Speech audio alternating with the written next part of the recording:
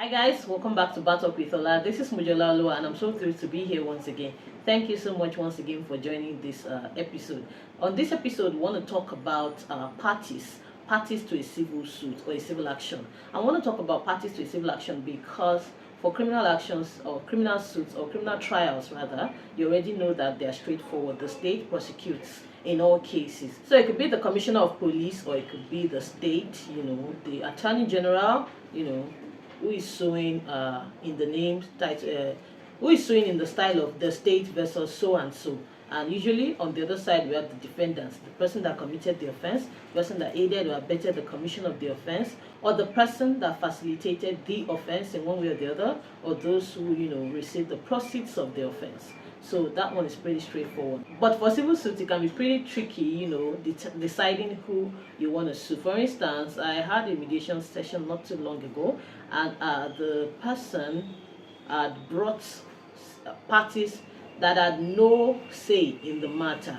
It was a matter of trespass. A neighbor had given out two landlords now. So the other landlord was not resident, but he had given his property out to people who were using it in a manner that was affecting the first landlord. So the first landlord now brought other landlords in the neighborhood as respondents in that matter, saying that they were the ones inciting and facilitating what that person or those people were doing on the land. So I had to let them know that whatever decision we make here, these people are not bound by it because they have no say, no power, no ownership rights, not even possession over the property. You should have brought those who are carrying out the act on the land or the owner of the land. Those are the parties to this mediation. So I had to adjourn and ask the complainant to go bring the proper or the necessary respondent, as you would see going forward. So in Nigeria, parties are delineated into three types, probably all around the world as well. So we have necessary parties, we have proper parties, and we have desirable parties. Or there's a fourth one, nominal parties. We'll talk about that much later. So if you read decided cases like Mobile and Lasepa, Grain and Grain, Okoli and Ejako, all those cases talk about parties.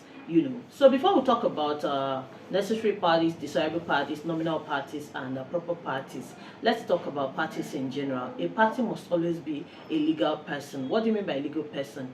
They can be juristic persons or natural persons. Natural persons like you and I, Olushade, Tolabola, those are natural persons. Juristic persons, it could be, for instance, in the case of a business, maybe a one-man business, for instance, a family business, whatnot. Once a business name has been registered, you sue the person trading in the name and style of so and so. So if you want to sue Mr. Makinde, for instance, for a refund, maybe they have collected monies from you and not delivered goods. If it's a business name, for instance, you sue in the following manner. You want to sue Mr. Makinde, for instance, you bought matches in his shop and then the matches are not working properly, so you want to sue him maybe for selling you the fake matches. Now you sue Mr. Makinde, so you can sue him, say Olu Makinde, trading under the name and style of Makinde Enterprises. So you have already sued. It's a proper party in that regard. And it could be a limited liability company. You sue them in the company name. So you sue Olu Makinde Nigeria Limited. So you can't sue Olu Makinde personally, but you sue his company. If it's a limited liability company, you sue Olu Makinde Nigeria Limited, for instance. And if it's limited by guarantee, you sue in the name of you sue the board of trustees. You sue the board of trustees. So like that. So natural persons, juristic persons, they are proper parties. But essentially, you have to understand that how to determine a party to a suit is who will be affected by the outcome of this decision. Who are those that are necessary for the determination of this suit? That's how to determine in a broad sense. But now let's look at it one after the other. Let's look at proper parties.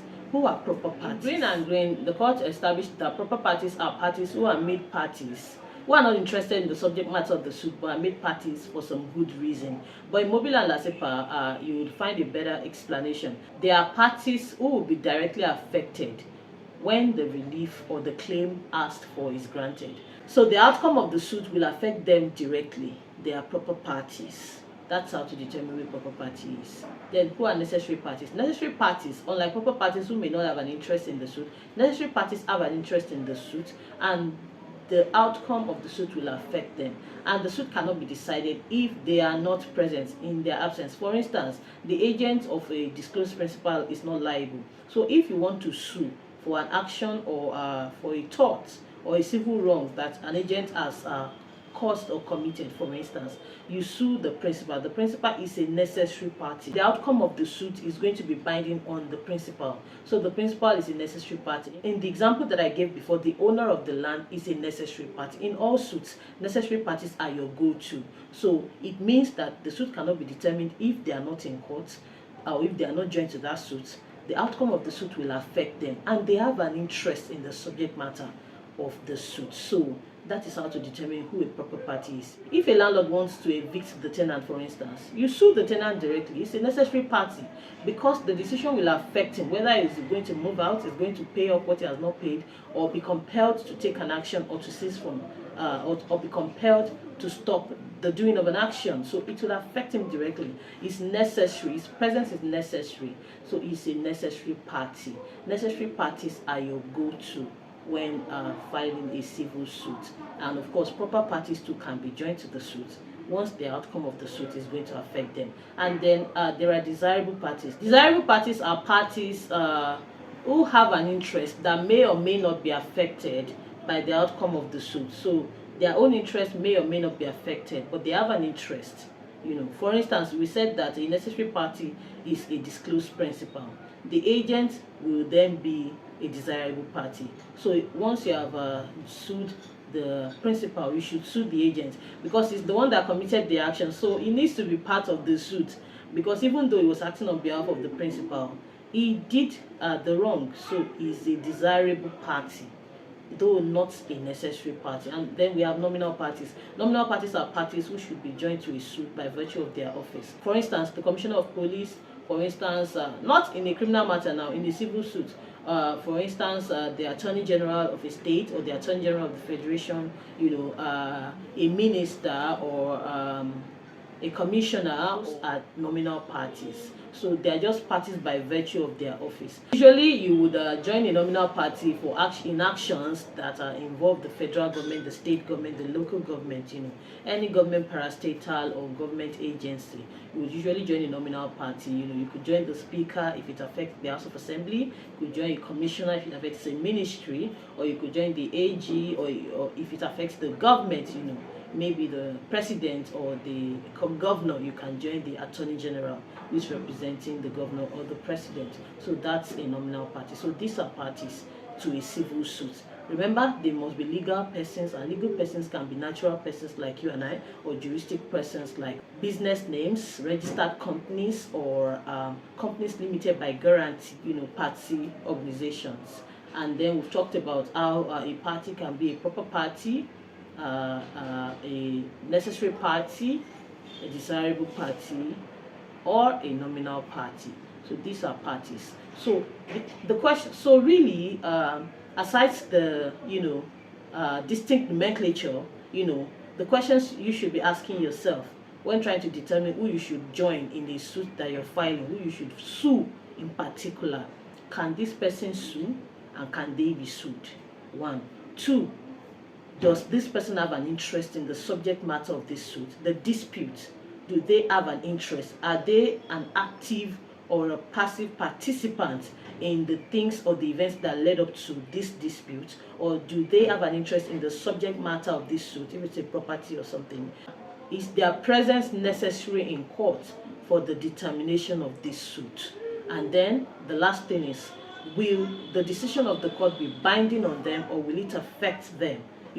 When the judgment has been made, will it affect them? Will they have to comply with the judgment? Will the judgment affect their own interests? So that's how to determine if they are a rightful party to the suit. And of course, you can join parties. Even if you have filed a suit, you can always join parties alongside the way, as soon as you have convinced the court that they are a necessary party, or a nominal party, or a desirable party, or a proper party. And you can also remove parties.